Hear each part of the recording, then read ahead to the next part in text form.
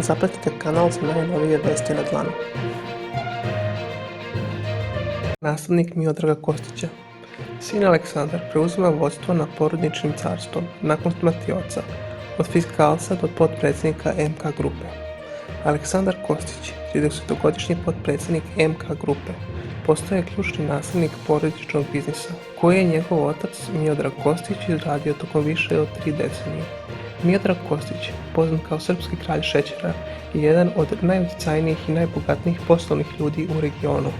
Osnovao je MK Group, jednu od najuspješnijih kompanija u Srbiji, koja se bavi poljoprivredom, turizmom, nekretninama, IT-em, financijama i drugim industrijama.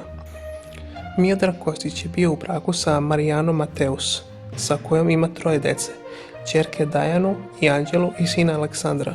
Iako su mediji uglavnom usmjereni na uspjeha sina Aleksandra, o najmlađoj ćerki Anđeli se zna vrlo malo, dok je starija ćerka Dajana u braku sa Damirkom Ahmetovim, nasljednikom jednog od najbogatijih Ukrajinaca.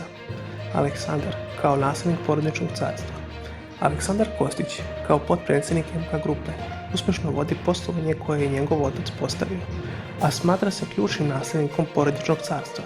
Aleksandar je vrlo aktivan u kompaniji koja zapošljava 4000 ljudi i ima širok spektar djelatnosti.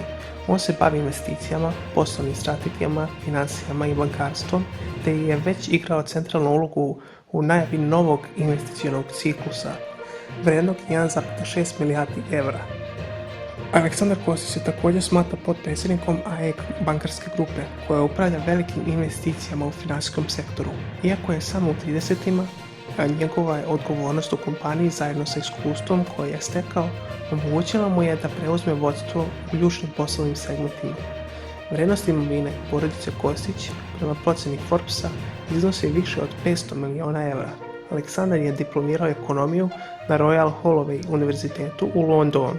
U braku je i otac je 2 djece.